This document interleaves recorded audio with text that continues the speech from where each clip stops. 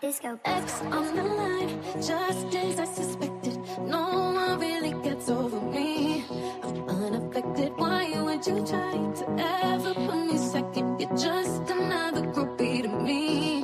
No, I'm out here single, and I need some real. Now I got standards, give a fuck how you feel.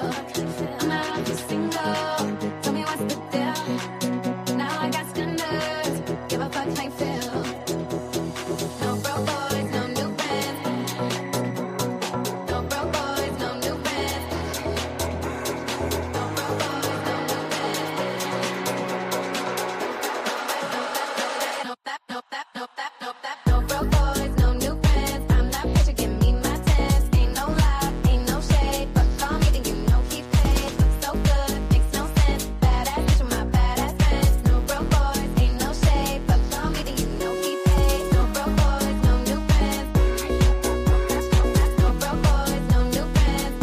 Happy Hump Day, everybody. It's your afternoon Betspresso here across BNN with Vsauce, Luch, the Boost Man. How are you, fellas? What's going on?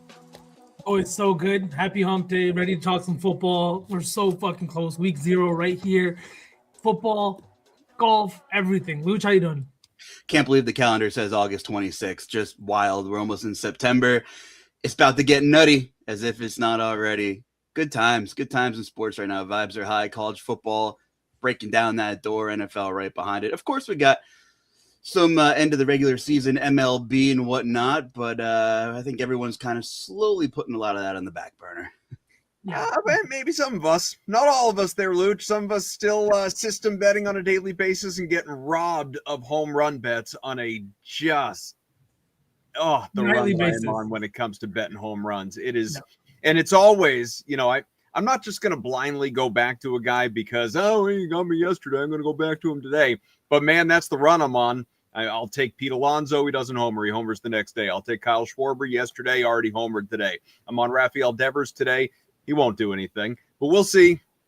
Might see me run around the room half naked here if Devers ends up going long this afternoon during this show. Let's root for the best, everybody. But it's wonderful to see the chat. Obviously, we got Beast behind the scenes, and you said it. We got baseball sort of winding down the regular season, but you have futures races coming into focus. You obviously have some, real playoff races that are happening, especially, in terms of, wild card spots. A lot to be determined here in the days and weeks to come. WNBA going on today. Tomorrow, the beginning of the Tour Championship, the final golf event of the season, the FedEx Cup playoff, of course. So we'll have some plays there, potentially, at least look at the 30-man board a little bit.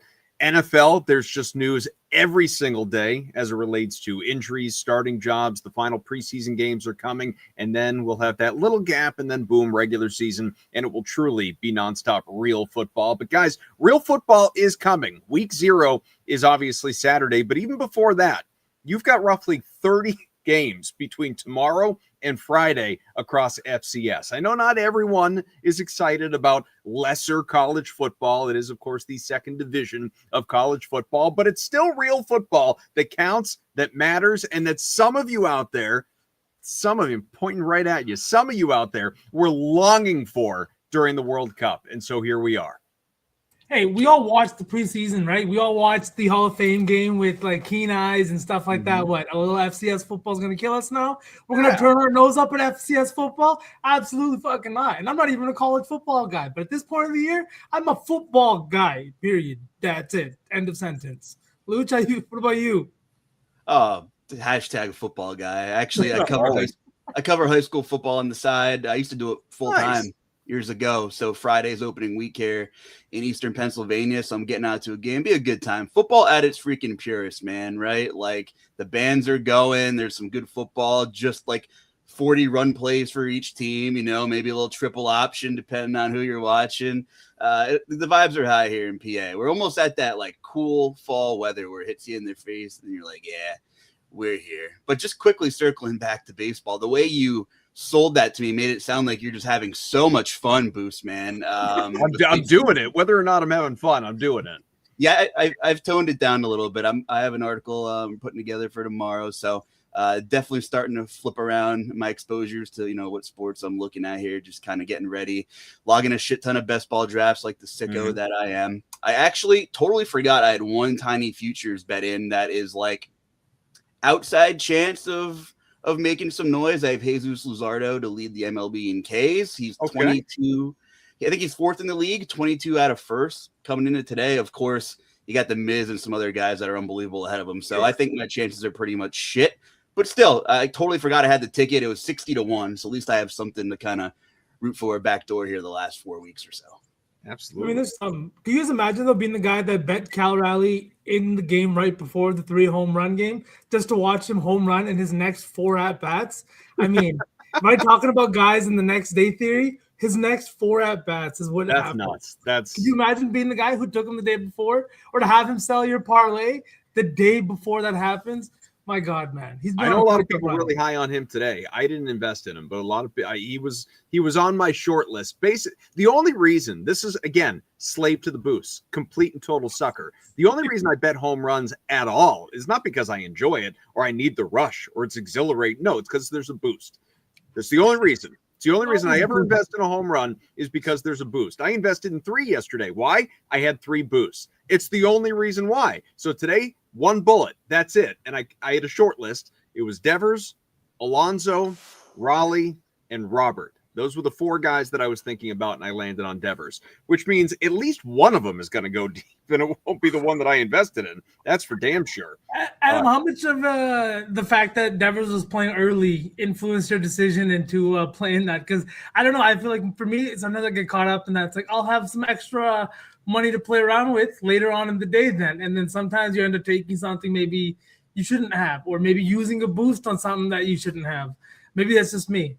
No, I mean, so I look at a variety of places in terms of projections and models and that sort of thing, and I'll kind of compare and contrast and look for some sort of consensus if it ever exists. And a lot of the time, well, you'll have some chalky guys, that will overlap certainly. But, now as we get in sort of the doldrums of the MLB season, you're getting a lot of randos that are out there where it's like, well, this model really loves, Flores on Pittsburgh, and this one really loves whoever. And basically, the separator today was all 4 of those guys that I mentioned were across the platforms, comparing, contrasting, more or less evenly ranked.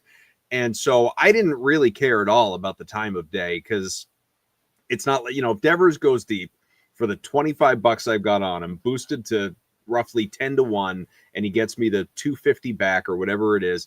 If that doesn't all of a sudden, my brain doesn't work in such a way that it's like, oh, I've got all this extra money that I'm going to invest into the night slate. No, like if there's something I come across, great, I'll invest. If there isn't, there isn't. I pocket it for tomorrow. And honestly, that's the preferred outcome, especially with the way things have gone for me over the last couple of weeks. But really the differentiator there was the number. Devers was, again, pre-boost plus 630. Everybody else was 3-1, 4-1, and so I figure if they're all more or less equally ranked, I'll go with the guy that has the best return for me and hope for the best. That makes sense. I guess I'm a little bit of a degen. Yeah, and the game is in San Francisco. They're sitting, I believe, top 5 right now, so I've got a couple more at bats if all goes well, and we'll see. But I don't even watch. I don't even really pay attention. You know what it is? I don't know if you guys do this, especially those of you that bet home runs. I follow and have notifications set up for that MLB home run Twitter account, whatever it might just be that MLB homers or something like that. But I have the noties set up for that so that anytime a guy goes yard, it'll just pop up on my phone. So I'm not box score watching or anything like that because I find that too stressful, Luch. Yeah, totally understand. That's a great account, by the way. It's a great account. Great account. They sold out a little bit though, so it's not just the MLB home run updates anymore. And it's a business. I get it. They're trying to monetize what they can, but it used to be awesome. Now it's just pretty cool. But totally get it. Speaking of, I didn't realize Matt Waldron's been pitching. That's like I've only been doing content on selective slates, but a knuckleballer at home. What a shit game between starting pitchers that is, with Tanner Gordon on the other side. 6:45 Eastern. Nothing is just screaming runs, 2 atrocious bullpens as well. So happy to keep the baseball chat going here. I don't know if you had this queued up for later, but are there any upcoming, 6-7 o'clock plays you're looking at tonight, Boost Man? Yeah, so I've got in terms of the system plays, and there are some plays that I like more than others in general, but system plays, Giants are one of them, so sort of doubly interested and invested in this game. They are 2-2 right now with the Reds, again, bottom 5. So on San Francisco at close to even money. I think it was minus 105 when I got it. The Guardians continued because of last night's extra innings comeback. Otherwise, I may or may not have been invested in them today, but I was just by virtue of the fact that they won. They are down 3-0, top 4 in LA against the Angels in Anaheim. So hoping for a comeback there out of the Guardians. The game's still to come. 3 of them starting within the next couple hours. And that is the Red Sox, which is my favorite play on the board. The Red Sox at Miami. And I used an early up 2 promo on that one. Holy shit, Devers just homered. Yeah, Raphael. Woo! That's it. Shirts off. Here we go. No, I'm kidding. I'm not going to do that for you. That was the notification. Notification pop right up. You see that? Boom. Pop right up. There it is, Devers. What a monster year, though, by the way. Like, just after all of the drama, all of the bullshit, some people wrote him off. What is that, number 28 or 29 on the year? Whatever. I think it's 30, actually. Wow. Yeah. And you know what? He's playing his home games, 29. You're right, 29. Okay, still. I mean, tough park to play at home at night as well. So, listen, Yankees guy here, Red Sox hater. Kudos to Devers. Kind of shocked they held on to him. But, hey. All that matters is he made you some money today on August the 26th. Only had one bullet today. V, you missed the fun, man. Tarps off. I ran around without a shirt on. Devers homered. There's no fucking way. Let's go, Adam. Hell Devers just homered. No, I didn't take my shirt off, but Devers did homer. So, as I was starting to say before Devers welcomed interruption, and the Giants, of course, who I am on today as well, are now up 4-2 with that 2-run homer. The other plays, the Red Sox are my favorite play on the board. It's really more about Sonny Gray than it is anything else. Obviously, he has been excellent this year. So they are, and I couldn't believe the discrepancy on the board when I invested in this. So I got this on FanDuel at minus 134.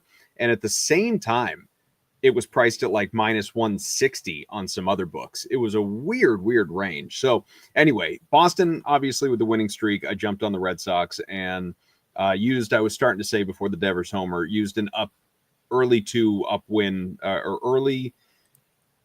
win promo. For anyone that doesn't know what that is, if Boston leads at any point by 2 in that game, it could be the first inning, it automatically cashes the bet, even if the Red Sox go on to lose the game. So I had one of those, I used it, and I would have invested even without it. And then the Royals are a plus money play. They were a plus money cash yesterday. They're even more plus money today, plus 125 at Toronto. Have that one. I do like KC in that spot, even independent of the trend betting. And then the Orioles are 7:45 Eastern, so a couple hours out, about 2.5 hours out, at St. Louis. I've got the O's at near even money in that one. So Red Sox, Royals, Orioles, trends bets for anyone that wants to follow along with those. I will caution you, the system has not been good. It has not been good for a couple of weeks. It's actually been horrendous. It has been an absolutely atrocious couple of weeks for the system, but I am blind betting it still, hoping for the turnaround before the end of the regular season. So keep you posted on that. Do you like any of those that I just told you I have investments in? Yes. And by the way, I just X searched. Is Twitter now old? Like, am I showing? No, I say Twitter. I can't say X. I know it's X, but I'm not gonna do that. I'm not gonna do it. One, because it sounds stupid, and also because Elon has wrecked the platform. So I am remembering fonder days with the Tweety Bird, the Bluebird app of Twitter. Yeah. Anyway, I Twitter searched the home run. He nuked it. Oh, God. I didn't even see it. I saw that it went about 415, but I didn't actually see it. I just got that home run account, man. It's a good account. Yeah. I mean, if you're into superstition, there's only, one thing left to do is V, you're just gonna have to take the rest of the show off because, you left immediately, paid dividends for Boost, man. So maybe you may want to go again. I'll see you guys next Wednesday. Luch, maybe over the weekend. We'll see how that goes. And all right, Chet. Peace out, buddy. Take the rest of the night off. I love the the Orioles call. He's out. You wish. Baby, come back. I like this. I love the Orioles call. I've been fading McGreevy most of the season. He's one of the luckiest pitchers in baseball. I like the first 5 there. I just like to eliminate bullpens when I can. But 3.54 ERA, 5.31 expected ERA, 0.280 expected batting average, gives up a shit ton of barrels, gives up a ton of hard hits, doesn't miss bats. I don't have all the numbers in front of me in terms of qualified pitchers and like the difference between expected ERA and ERA, but I would imagine he probably spearheads the list. So Kyle Bradish, very good. Finally, a little bit of a rough start earlier this year, but I love that first 5 calls. Well, Cardinals are pesky though, man. They're a little volatile, unpredictable, especially with the emergence of Jordan Walker. But that first 5 is my only MLB pick tonight. Orioles.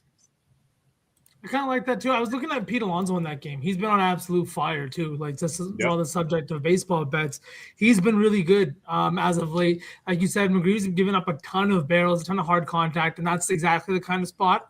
Weather might not be as forgiving, but it is still 91 degrees right now in St. Louis.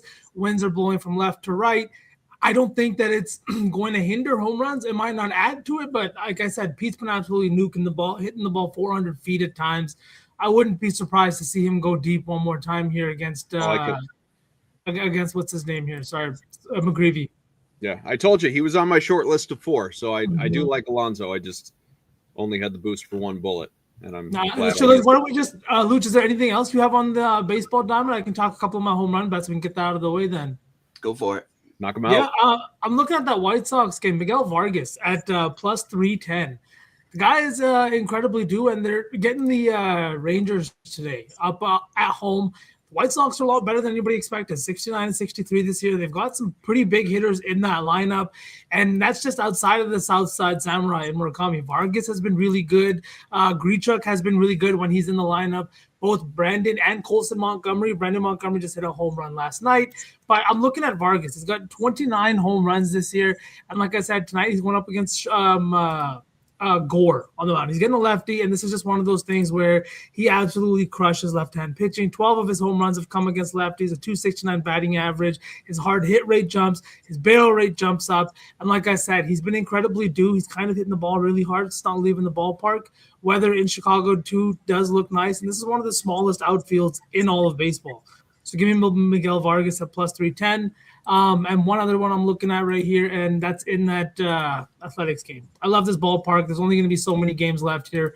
But Cody Clemens has been absolutely crushing the ball. He's got an expected slugging over 600, 650 over his last 5 games. But he's another guy that just hasn't been able to get the ball outside of the ballpark.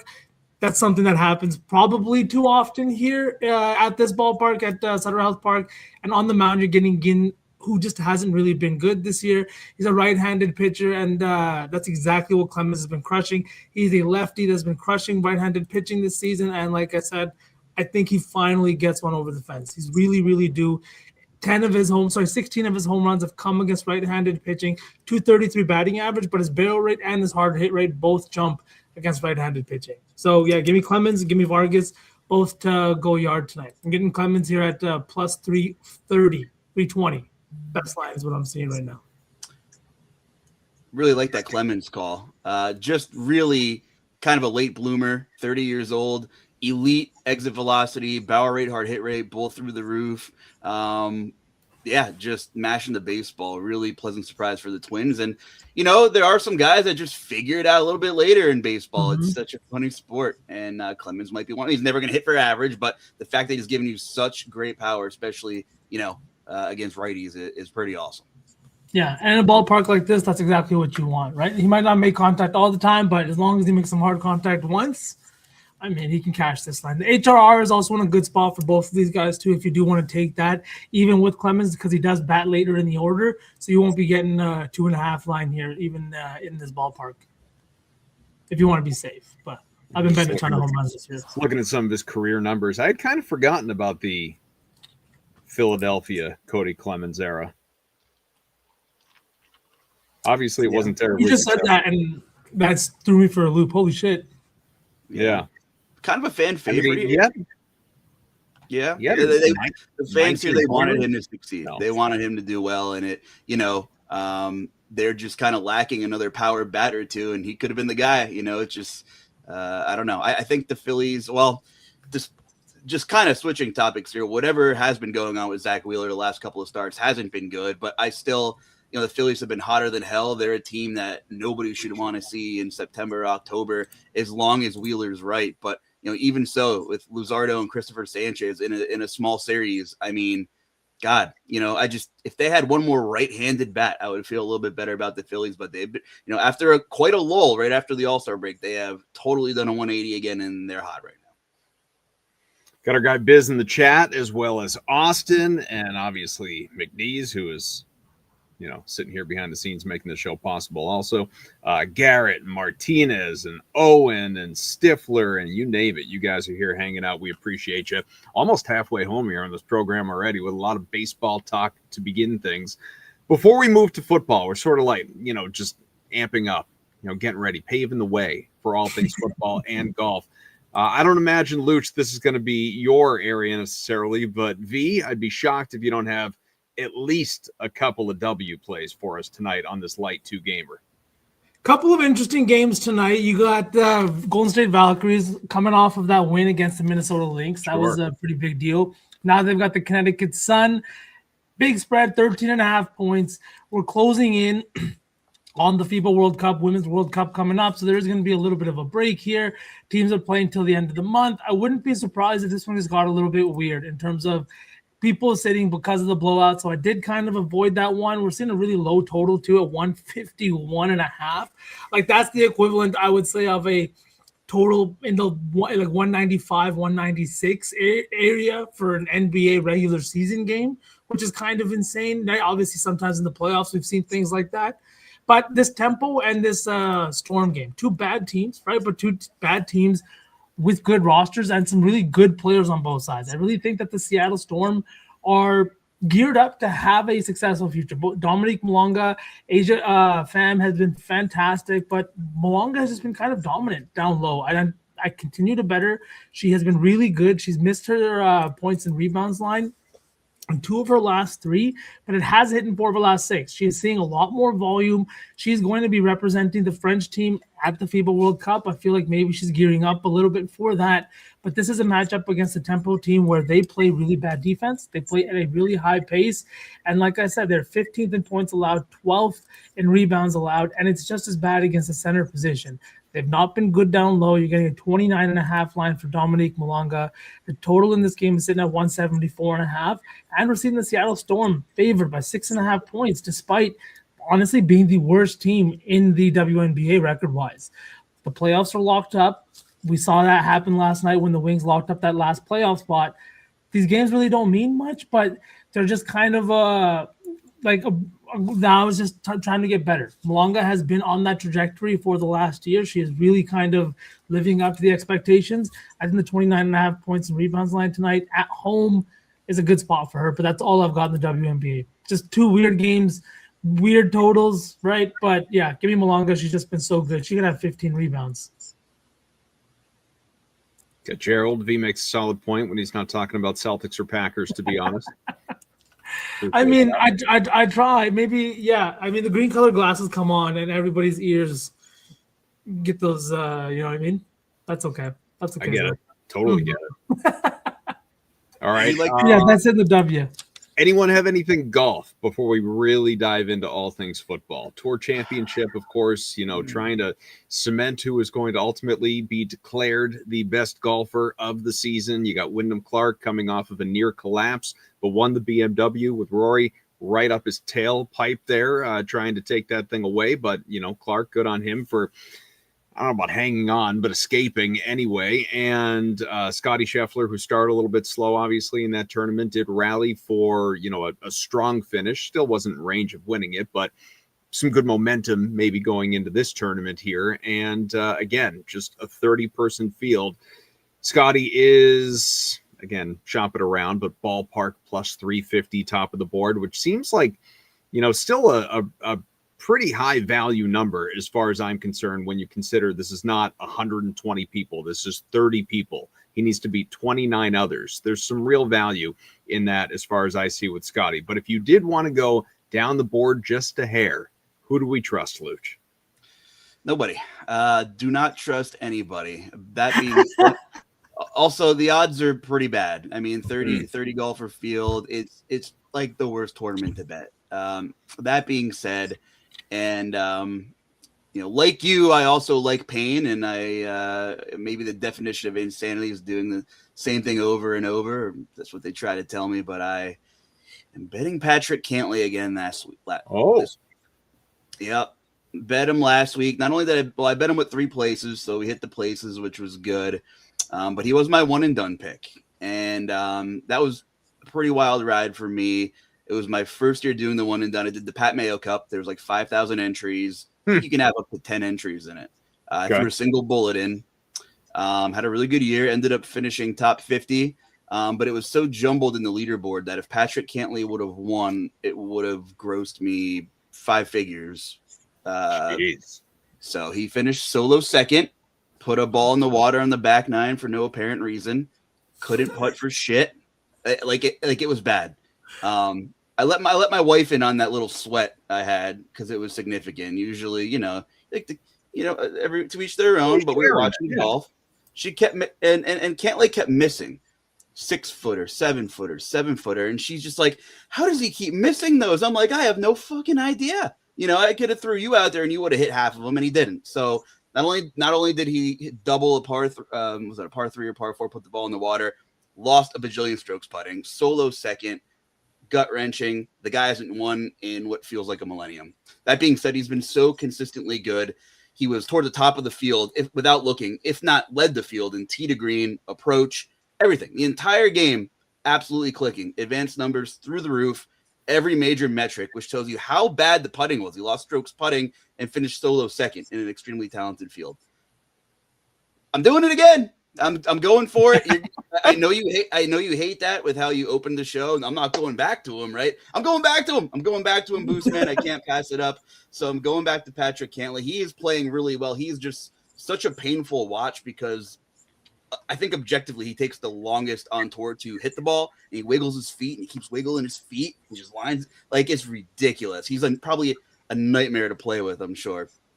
So Patrick Cantlay, if you want a delightful 4 days, he grades out really well. I also like Sam Burns. I had to balance out my card. Thank you. Another guy who pisses in the wind on Sunday. I don't know what I'm doing. For sure.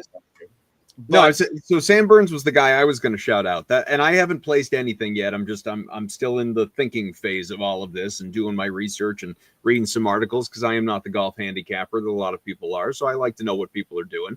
But Sam Burns is the one that, in the spirit of going with your gut, that I just kind of keep coming back to, knowing full well he never wins anything, but he's always in the conversation. And could this be the time? You know what I mean? Well, not only does the putter travel every week, except last week, I think that was the first time he lost strokes putting since like April. And the approach game has been unbelievable. If he can keep the ball in the fairway, he's going to be in pretty good shape, at least for the first 3 rounds, because we know what he likes to do on Sundays. So, it just kind of like Fleetwood last year at the end of the year. Obviously Fleetwood, not a major winner, decides to win, the FedEx Cup playoff. He won the FedEx Cup playoffs, right? So it just feels like something that Cantlay or Burns could maybe finally break through in, and they're both playing incredibly well for the most part. I also like Tom Kim. There aren't a lot of long odds that I like, but Tom Kim having an incredible summer. He's like 45-1. The course should be very scoreable. Anybody who's striking the ball well and can find a little bit of the putter, should have a chance here. I see our guy in the chat likes Chris Gotterup. Big Chris Gotterup fan. I like his game as well. I like, if I could bet 5 guys this week, I'd probably bet Gotterup as well. But I've kind of narrowed it down to Cantlay, Sam Burns, and Tom Kim. You guys will both like. I managed. I don't think I've talked about this on this stream here. I managed to do what I truly thought was not impossible, but so incredibly unlikely. How could I not bet this? And yet I did. And exactly what the gambling gods occasionally make happen. So last week we had a 50-person field for the BMW. For any of you who out there are not golf fans, we had a 50-person field. it's sort of lunacy that any books even allow you to bet top 40 in a 50-person field. But DraftKings did, and there was a boost. And it was a parlay boost. Even money? No, maybe it was plus 200, plus 300, something like that. And I thought to myself, okay, how many top 40 guys in a 50-person field could I bet to get to the minimum, again, 2-1, 3-1, whatever it was, odds, and cash this bet? Let's call it a $50 bet. I won't go crazy and put 100 on it or something. I think that was my max boost. I did 50. How could I not pick enough top 40? Like, I just needed 10 guys. I like, literally, I have an 80% chance. And that's not even the exact math, but like just top 40 guys. Just basically, it wasn't even so much who's going to hit as who's not going to suck, right? So I'm looking at the board. All right, who am I immediately eliminated? Who am I not investing in that is going to be top 40? And then I will find my 14, 15 guys that I need. And I avoided, just in case this is where your head went, I avoided the Tommy Fleetwood situation. I did not include Fleetwood. You're still muted, Luch. I did not include Fleetwood. What I did, though, was I found, I think it was 14 guys that I all liked enough. And naturally, one of the guys with the quote-unquote shortest odds, even though in the scheme of this parlay, that was like minus 700. It was one dude. One dude. Everybody else got through. One dude. It was Jake Knapp. Jake Knapp. And if you were paying attention, why would you have been? But if you were paying attention to the way this tournament ended, I almost got through. I should have gotten through. I felt I deserved to get through. Knapp was done. So he was atrocious in round 3. He shot 6 over. He was well off the pace. This thing was done. I was not going to get there. He was not going to even give me hope. And then, of course, on Sunday, he shoots 5 under to get back to a reasonable number to where it was, wait a minute, I've got a chance. I might actually pull this off.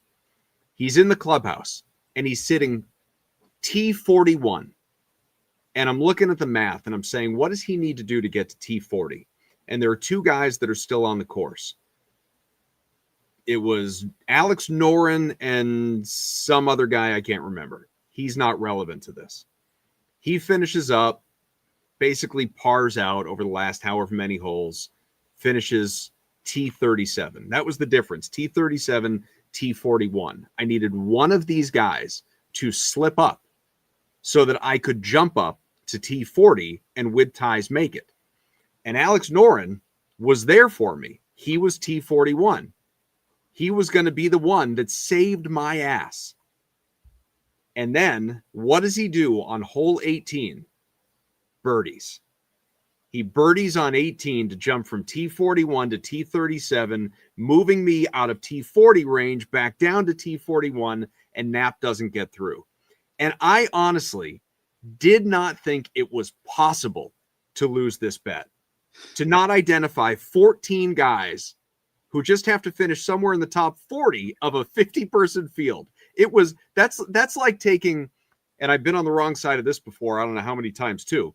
It's like taking, boy, the Chargers are a 17-point favorite. I really like them to win this week. I'm going to throw them in a parlay, at plus 14.5, and they lose by 3 touchdowns. That's what that felt like to me with Jake Knapp not getting through.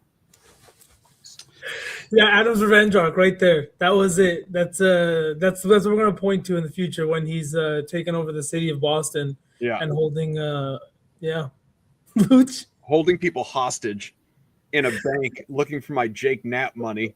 For his golf bets. I mean, Luch might be doing that this weekend if Scotty Scheffler doesn't come through again, right? Yeah, listen, my card is light this week. I think Cantlay is in a good spot. Like I said, it never makes me feel great to say that, but he did lead the tournament last week in approach and tee to green. If you would have told me that pre-tournament, I would have said, yeah, he won by 5 strokes. And he probably could have, but the putter was a foreign object to him. It was like what did I write in my article? Giving a kid a pair of chopsticks and said, "Eat your chicken nuggets with these. Figure it out." Like, it was brutal. Anyway, enough golf. Last tournament of the year. Terrible story. We got to bring the vibes back up, Boost, man. Because Gerald is cracking me up in the chat, though. Yeah, absolutely terrible stories. Both the Scheffler story and then that one top 40. That's side. I mean, we can cheer everybody up with some football chatter. Jake Knapp, right? The prequel. He was going to be the one that saved my ass. The series reboot. Seriously, I can't wait to look at what the boosts are that I have available to me for the tour championship, and how, because what's going to happen. I'll probably be messaging you guys in the group WhatsApp thread. I'll be up at 2 a.m. tonight placing these stupid things before things tee off at 11 a.m. tomorrow, whatever it is. But yeah. Chat, none of that is hyperbole. That is all factually actually going to happen between now and the start of the tournament. Yeah, tomorrow, I'm outlining the future for you. I'm telling you the way this is going to go. 2 a.m. texts are real. The 2 a.m. texts are real. So college or NFL injury news and updates. Where do you guys want to go first? Why don't we go to the college? Because do you have anything college related, Luch, for week 0 locked in yet? I want to know, Luch, if like the whole world, it feels like, I mean, there are exceptions as I Google around and look at articles, but anyone that I trust, never mind the public and the sharps, the pros and the Joes, it seems like most everyone is on TCU to cover in this FBS season opening game Saturday against Bill Belichick, Chapel Bill in North Carolina, with this game happening in Dublin, Ireland. And for anyone that doesn't remember last year's game, these two teams opened their season, Bill Belichick's college coaching career, against one another as well. And it was North Carolina that scored the first touchdown immediately. And people were like, oh my God, here he comes. Bill's going to the college football playoff. And TCU scored the next 41 points. And as we know, North Carolina had an atrocious season. And so a lot of people are taking TCU to cover the 7.5, now 8.5. And I haven't invested in it, but I'm going to be pretty surprised if I don't do the same thing. Luch, do you agree? Do you disagree? I have nothing locked in yet. I've been just entrenched in the NFL. But I will Friday at 2 a.m. will probably be my time to dive in, where I will get the itch and figure out a side to take in that game. I hate just the international aspect of it too. I don't. Do you think it's overblown? Not big on foreigners. Well, that sounded terrible, didn't it? Anyway, well, technically, I mean. Don't worry, Luch. Before this gets misconstrued, he's trying to break down genealogy in Ireland right now. Just move on. Just move on. I don't have enough tabs in the browser for that. No, I have nothing locked in yet. I mean, I was doing a lot of reading about the game, and you're right. It seems like everyone and their mother is on TCU, and that's the way this way goes. But I don't know. Sometimes I get too contrarian, and sometimes I think more oftentimes than not lately, chalk has been pretty good, and I hate that. So I guess like gun to head right now, my gut's leading TCU, but I need to dive in more. Yeah, I can't wait to see which heavy favorite of, let's call it by at least 3 touchdowns, screws up the money line parlay for week 1. I don't know, Adam, but you're gonna have them in your parlay. I can tell you 100% that. I am. There's gonna be somebody. Buddy, I have lost money line parlays with like a 28-point favorite losing. Like these, it happens. It is obscene. It's offensive, but it absolutely happens. Oh man. Shax and I are gonna be in the streets together this weekend. I guarantee it. I also have no access to bet college props here. And so that loses. I don't bet those. Oh, if I could, I would. I can't in Massachusetts either. But even if, I can't say I wouldn't if I could, because I would bet. I mean, I bet everything. But I'm happy to not have it available to me because it's just one less thing for me to even think about. Yeah, props are my wheelhouse. I'm so looking forward to the NFL, and we have some really good content out. V put some good stuff out, talking about some advanced metrics. And why don't we jump into some of that, Luch? I was gonna say, like, why don't you talk about your piece on advanced metrics a little bit? I did place 2 futures as I was going through this coverage piece. So why don't we just start there with the football chatter? There's not too much news. There's a lot of injuries and things like that. I mean, the Commanders' old offensive line looked horrendous. SPJ is dancing somewhere, very happy with the He's in the chat right now. Yeah, I know. He's very happy. I see him retweeting as many tweets as possible about that bad O-line. Miami looked horrendous. And then when you think about Kevin Patullo being the offensive coordinator there, it kind of makes sense. But it doesn't look like the Eagles have gotten any better. Maybe they're complicating the offense. Maybe Jalen Hurts is bad, but a ton of interceptions in training camp. Anything you guys want to discuss about those three things before we kind of move into how to approach this NFL season and maybe some futures we're looking at? No? The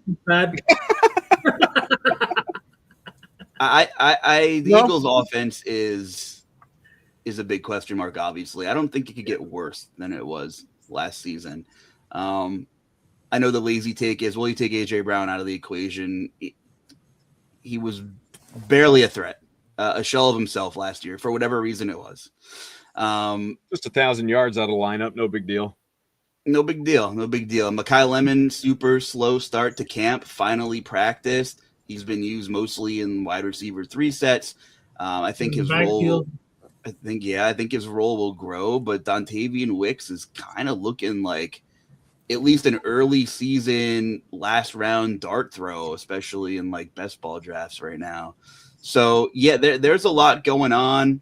Barkley another year older. It sounds like Tank Bigsby will have a real role. I'm not saying double-digit carries, but it sounds like they want to spell Barkley a little bit more and give Bigsby some action. Some positive reports there about him. So, I think Dallas Goedert continues to be the guy nobody talks about. And they started using him in some pretty creative ways around the goal line last year as well. And I'm not saying that's going to carry over with new OC Sean Mannion, but Goddard is old reliable, right? Like it just seems like he is the ultimate security blanket with super high touchdown equity snaps inside the 5 and the 10. So literally no one talks about Dallas Goedert ever. But if you're kind of stuck in no man's land, and honestly, I don't even know what his receiving touchdown line is, but I'm kind of interested in him as well. But that all kind of goes hand in hand with some of the stuff I wrote about. If you're kind of looking to learn more about what we look at as prop bettors or bettors in general, you can find out more about target share, what air yards are, what an air yard share is, because they're slightly different.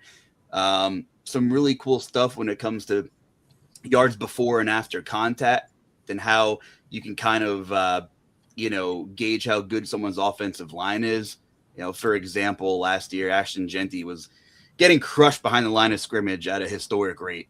And the line was objectively bad, but he's in the top third of the league in missed tackles forced per attempt. So clearly there's some elusiveness there. And there's just some really good, educated guesses and some things you can apply and kind of connect the dots when you take a lot of these numbers into consideration. You can double down and read about what V wrote when he wrote about what kind of coverages teams play and how things kind of go hand in hand. So you have any big takeaways when you're talking about defensive coverages so far this year, V?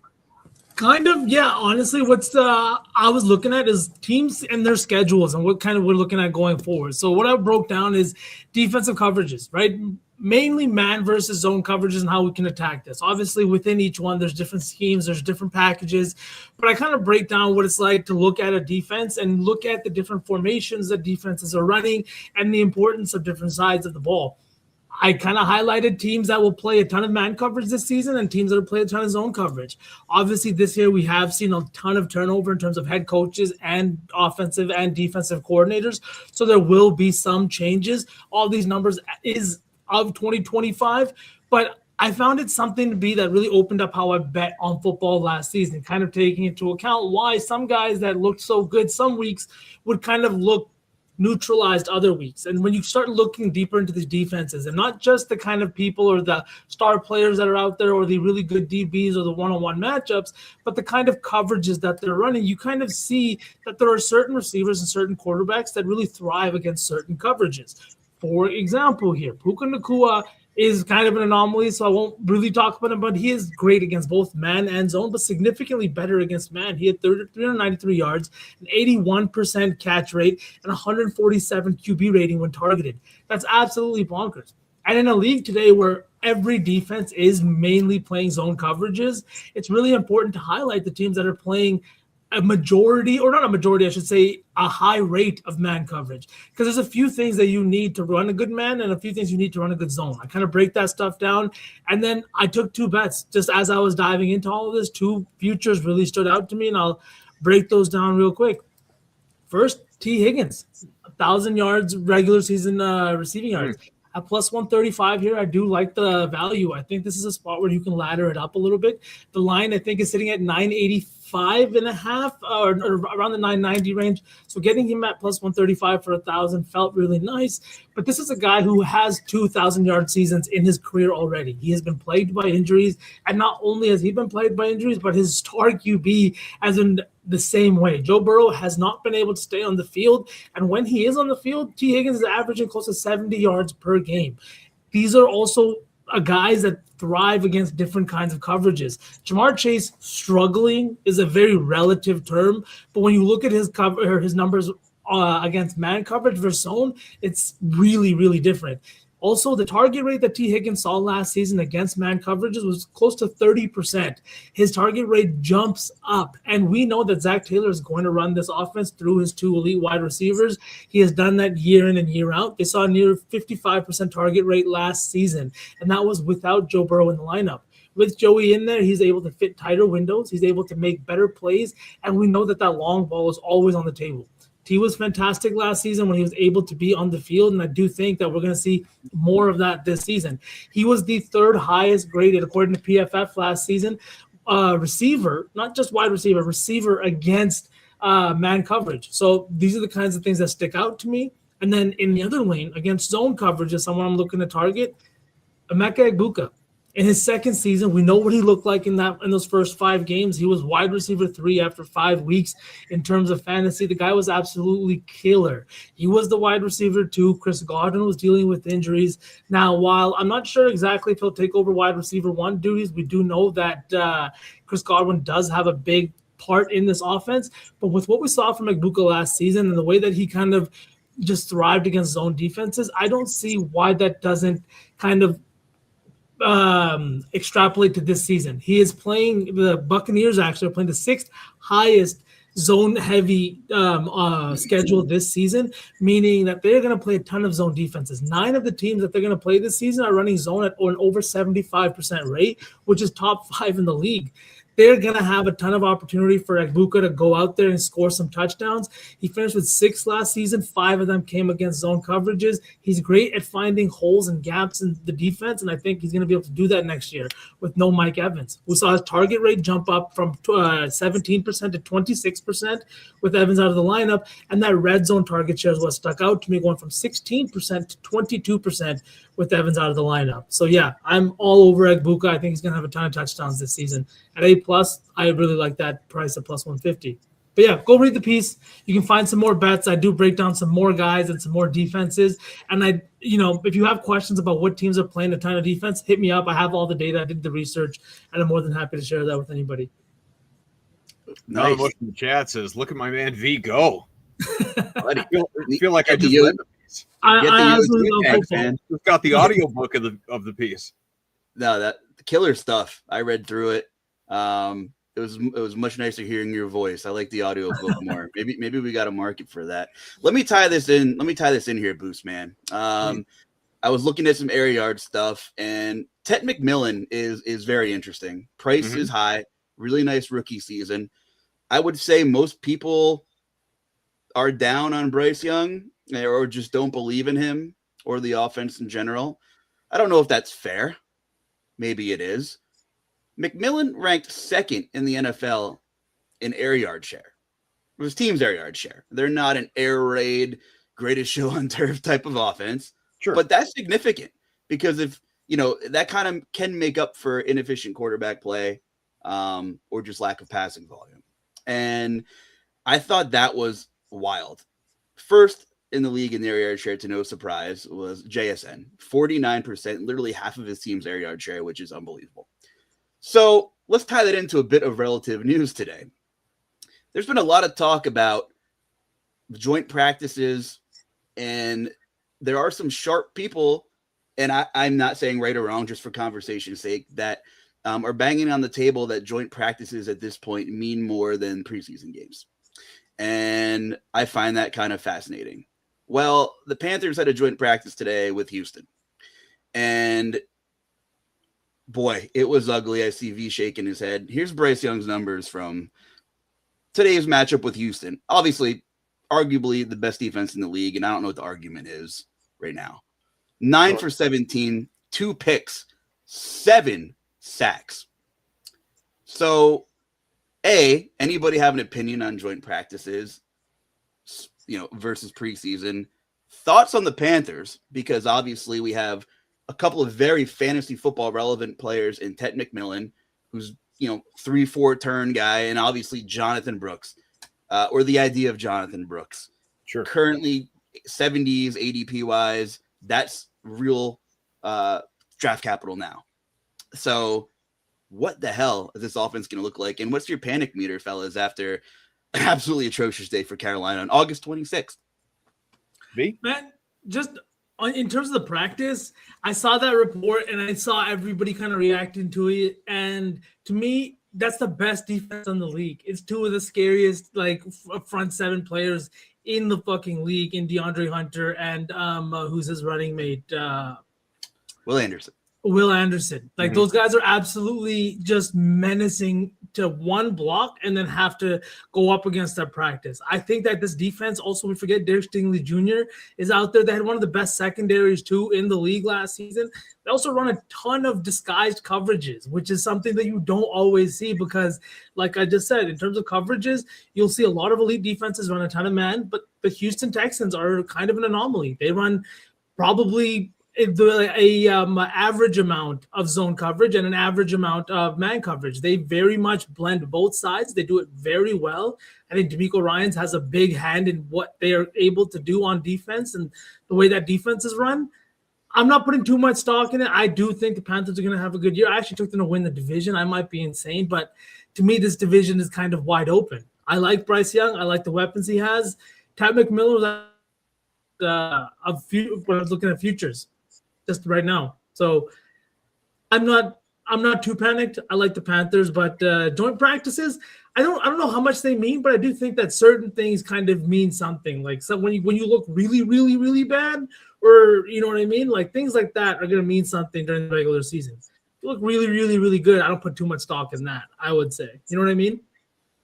Yeah, I would tend to agree with that. I certainly think they mean more than what you see in preseason games, and that is purposeful on the part of the coaches. That's why so many players don't even participate in preseason games, because coaches are seeing enough of what they need to see out of them, the good players, the starters, in joint practice, environments. And many teams at this point will have now multiple joint practices. And by that, I don't mean within a week. I mean multiple teams over the course of a preseason leading into these games. And so preseason is just, not that it's ever been this compelling must-watch product, but it's becoming less and less compelling. I mean, I'm old enough to remember 4 preseason games and, dress rehearsal games and games that actually meant something, that would indicate what a team was going to look like before the final cut-down day. Now, everything comes in the form of announcements and what you get out of, again, these joint practices. And, we're not far away from having an 18-game regular season and a 1 or 2 game preseason, eventually maybe no preseason, when all this is joint practices. And so it just it doesn't matter, Kyler Murray didn't get a preseason game before he was handed the starting quarterback job in Minnesota. It was a foregone conclusion when he signed on the dotted line that he was going to win that job over JJ McCarthy. He was signed to be given that job. Shedeur Sanders and Deshaun Watson each started one preseason game.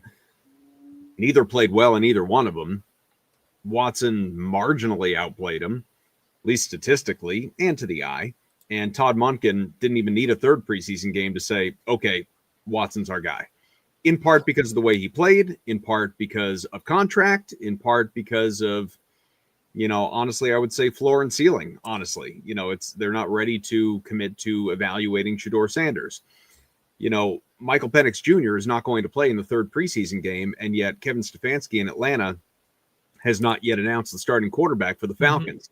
In what universe is it not going to be Tua? I mean, is that plausible? Sure, but I would be shocked if Penix doesn't participate in any of the preseason, only this week return from injury to start practicing in 11v11s, and you're going to throw him out there week 1? That would surprise me a little bit. I think Tua out of the gate there. Kirk Cousins is the guy in Vegas. Even if you disagree and feel it should be Mendoza, it's not going to be, despite the fact that Clint Kubiak has not told us that yet. It's going to be Kirk Cousins. The tea leaves are there.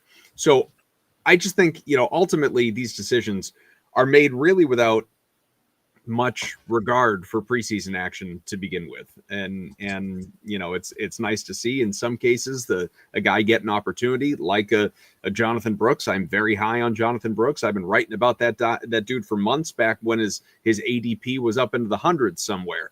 It was so clear that if he was healthy, this was going to be his backfield. Hubbard has been replaced once by Canales already. That's why they signed Rico Dowdle last year, who went for 1,000 yards. And now Hubbard, who's injured, by the way, at least tweaked, is a holdover. They get rid of Dowdle because they expected Brooks to be healthy off of those 2 ACL injuries. And now he's going to supplant him again. And it's going to be his opportunity in week 1. Even if it's a timeshare, even if it's a committee, it's still largely going to be Brooks. He's only playing in preseason, who scored his first touchdown recently, by the way, because he had never played in a preseason game. They wanted to get some look at him before the regular season. But it's guys like that, the guys that mean something, guys that matter, guys that organizations have already formed their opinions on. You're not seeing these guys in exhibitions. It just doesn't matter. It's not relevant. So this kind of leads me into the activity I had told you guys. It's real quick. It shouldn't take too long, but it's kind of training camp conversations. They kind of relate to guys that are really the guys, most of these guys for the teams. I just want to know, are you guys buying the hype with these guys? Or are you guys kind of selling stock on some of these players? Maybe not fantasy-wise, maybe fantasy-wise, but just with what has come out of training camp, what we've seen, what's being reported, real quick, a couple of these guys that I've had on my radar a little bit here. We can start real simple with this guy right here, Omarion Hampton for the Chargers, right? We've now got a Mike McDaniel's offense over there in Los Angeles, right? I still want to say San Diego, but in Los Angeles, this is a team that I think is going to be really good offensively, right? Defensively, I think they may have lost a step without Minter. But what are you guys thinking? Is buying the hype with Omarion Hampton, or not really sold on him just yet? I'll tell you, if I look like that in a crop top, I'd be wearing one all the time. Yeah, same. Me too. All the time, every day, around the house and elsewhere. At kid pickup at a friend's house, I would be wearing that. Yeah, I mean, look, I don't know how much I'm buying Hampton per se after what was obviously a real trying rookie season for the run game for that team in general, but Hampton included, and that offensive line was a week by week train wreck that only got worse as the season went along. They're already dealing with some injuries to the O-line right now. That said, I'm buying on the Chargers. I like the Chargers a lot. I like the Chargers to win that division. So yeah, I think with that comes a belief in Omarion Hampton. It has to. I'm old enough to remember when Mike McDaniels made both Raheem Mostert and was it Achane? It was Achane, yeah. Yeah. I guess I'm also developing short-term memory. I'm old enough. It was really encouraging to read the reports that, Keaton Mitchell is getting used all over the field, running routes from the slot, just a madman genius type of shit, which was really cool. But that gives them both paths to kind of, meet value when it comes to ADP. So I am worried about the offensive line. Of course, there were question marks entering the season. Now there's already injuries on the line, significant ones. So that would be my only, counterpoint, I suppose. But in terms of play calling, I love it. I love McDaniel there. And I think Hampton's very talented. So that, in terms of fantasy, that second round RB range, a lot of pivotal decisions to make, whether you like him, whether you like Derrick Henry, whether you like Chase Brown, whether you like Achane. So yeah, I think he's going to get a ton of work, and I think he'll have a higher floor than maybe some people are willing to bet on. Yeah, I kind of agree. Next one that kind of came out today, about Garrett Wilson. Frank Reich came out and said today to reporters that they don't have 11 starters in New York. They have probably about 15. But Garrett Wilson and Breece Hall are going to both be workhorses. Now, we've seen what Frank Reich was able to do with the Eagles offense. We saw how that Eagles offense struggled after he left. We saw what he's able to do in Indianapolis.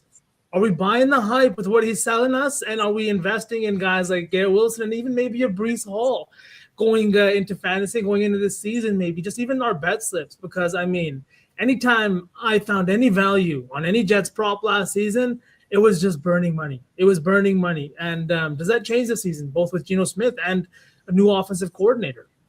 V, if you had to guess, what is Garrett Wilson's ADP? I'm not asking Luch because I'm assuming Luch has a general knowledge. So I'm asking you. 33.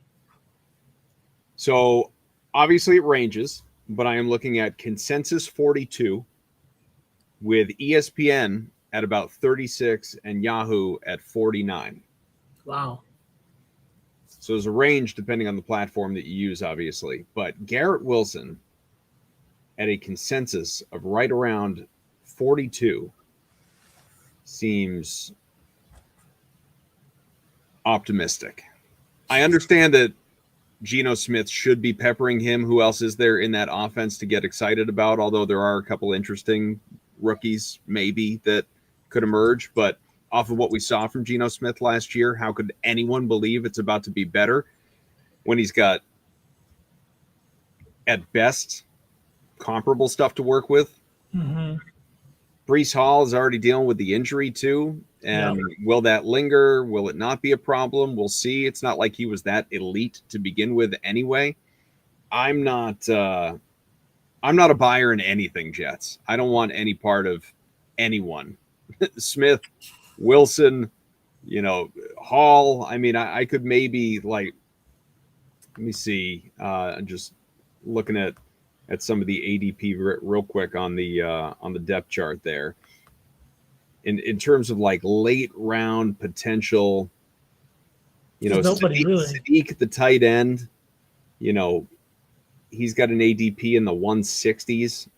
I mean, we're talking last round AD Mitchell, a lot of camp buzz. I mean, just a deep threat, boomer bust, more of a best ball target. You make a good point. Those are really two expensive players that are going within the first 3 or 4 rounds. So gun ahead, I'd rather invest in Garrett Wilson and Breece Hall. I mean, if your case for Garrett Wilson is, yes, he's the number one, the alpha, and negative game scripts, losing a lot, trilling a lot, then that's no good for Breece Hall. Breece Hall already, had some minor injury concerns. Not saying it's a problem, but doesn't make it a bull case for a guy I'm already kind of a little more out on than in. And it's tough. It's tough investing in more than one guy on what appears to be a bad offense. And then I think the bigger question is what happens after they bench Geno Smith? Because there's no reason to play Geno Smith when they're 2-8 in November. Then I guess you probably get worse quarterback. I mean, if you're 2-8, that might be the reason to play him more. So you can finish 2-16 or 2-15. So guys, while I'm enjoying this activity, we have been going over an hour, and we've got some breaking news that I would like to it's not a big deal, but I would like to mention it for anyone that has missed it. The NFL has announced the Pro Bowl is dead. The Pro Bowl is gone. 75 years running from 1951 to 2022. Before, obviously, we started getting to these alternative Pro Bowl games, including last year's flag football contest. The NFL announced today the Pro Bowl has been eliminated. The honor will still go to 88 players, but there will be no more alternates. So, Mac Jones, guys like that can no longer say, they're Pro Bowlers. There will be no more alternates because nobody will be participating in the first place. Shedeur Sanders in his rookie season. I'm just looking at this list. Yeah, some notable replacements this past year in this article I'm reading. Shedeur Sanders, Devin Lloyd of the Jaguars, Jake Ferguson of the Cowboys. These guys were all Pro Bowlers. And I know when you think Shedeur Sanders as a rookie, you think Pro Bowler. That's exactly why he's not starting. Yeah, exactly. So the Pro Bowl has always been about recognizing the players who distinguish themselves as the very best in the NFL, according to Peter O'Reilly, NFL Executive Vice President of Club Business, International, and League Events. A Pro Bowl selection will return to its original purpose, honoring the best of the best. We want that distinction to carry even greater meaning for its players, their families, their clubs, and fans. And the article goes on and on. But, the bottom line is Pro Bowl, no more. And, good. Like, what else is there to say other than good? The time had more than come. And just like that, you have instantly given back meaning to Pro Bowl or Pro Bowler. You know what I mean? Like, just like that. Right. Really that simple. So I love this move. It was an ugly game every single year. But, Tyler Huntley, another great Pro Bowler. Another great Pro Bowl name. Luch, what about you? What are your thoughts? Are you going to miss this? No. Pour one out for the homie Pro Bowl. Everything fun eventually dies in these major leagues. The Pro Bowl back in the day was very cool. It became very uncool. The NBA dunk contest, one of my favorites ever growing up as a kid. Absolutely atrocious product. The MLB home run derby has been pretty good the last couple of years, but it's constantly changing of the rules every other year. We just keep tweaking these, all-star events and things like that, and some guys just don't want to participate in certain things. So I would just like to say kudos to Bryce Harper and Schwarber for both doing the home run derby when they really didn't have to. So yeah, I guess anything to put a little more substance and significance behind the meaning of being a Pro Bowler is a positive thing, and it won't be looked at as such a joke anymore. Yeah, honestly, it was just a joke. That's it. I'm happy it's dead. Yeah. That's it. We can cook a parlay now, boys. We can cook a parlay. Let's cook a parlay. Well, and which one of those system plays are we putting in the parlay today? I would put the Red Sox money line. You're getting a reasonable price on it, and I like the spot. Told you it's my favorite one on the board of the remaining system plays. All right. Those Orioles first five, Luch.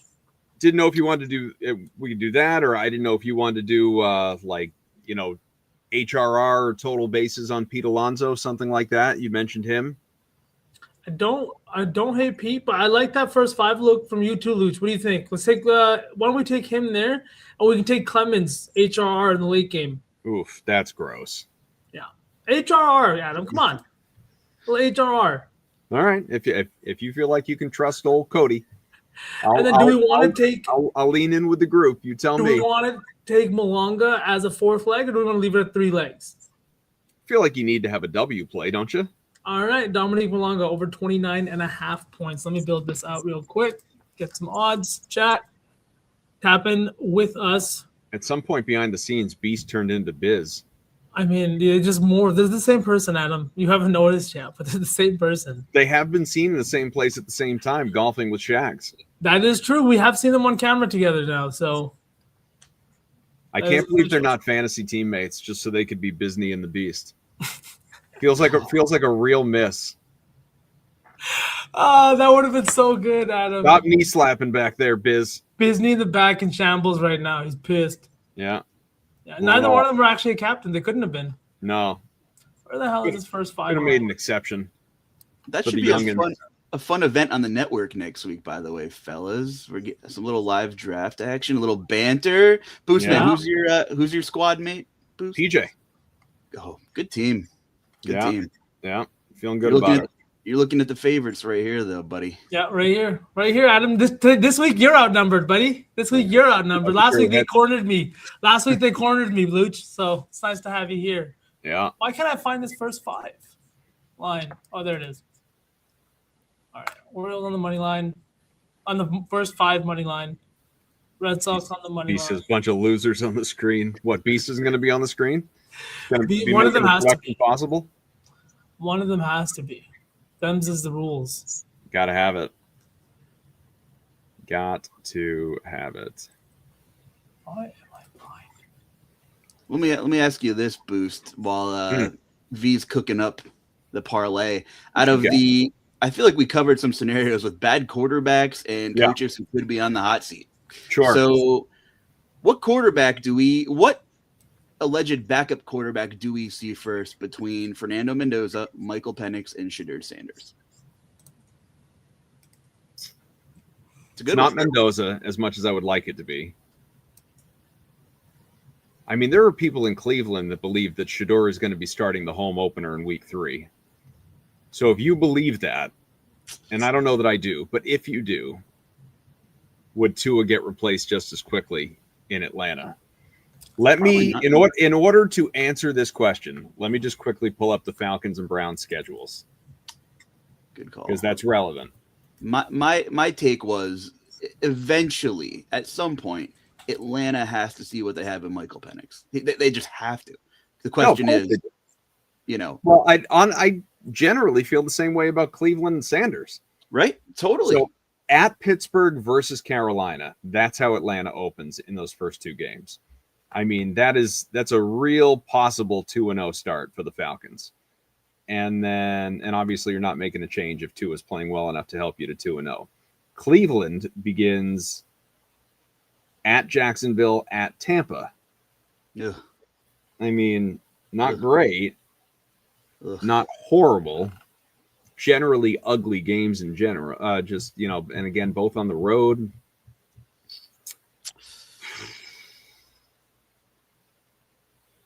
This season will not end well for Todd Monken. He's going to be one and done, and it is what it is. I don't think he's going to be one and done. Organizations really try and stay. I mean, Aaron Glenn wasn't one and done. Like, organizations really try to avoid that. He should have been, though. They're tanking. They're tanking. He should have been one and done. You don't fire both coordinators, not the head coach, and clear house like that. That made no sense. Of course, and no, that's what you do. That's you giving your head coach a, one last opportunity. Okay, it wasn't on those guys. Now it's on your shoulders. That's what you do. It's my bad. You might be right, Boost. It's just because my PTSD from being a Titans fan with how dysfunctional that shit show of an organization is just my recency bias. So you're right. You're right. I didn't realize I wrote Bootsman. Bootsman. Yeah, nice catch, Boots. Parlay scrolling at the bottom. Orioles first 5 money line. Red Sox money line. Cody Clemens 2+ HRR and Dominic Malonga over 29.5 PR plus 875. Okay. Boys, let's cash. Let's cash. Look forward to investing. All right, fellas. Well, for Bisney and the Beast, for V, for Luch, Bootsman, we'll talk to you again. I'll be back on the Betspresso crew with some version of these animals tomorrow, and looking forward to that. That'll be back at 5:00 Eastern again. And until then, let's cash a lay. We'll see you guys next time. What you know about rolling down in the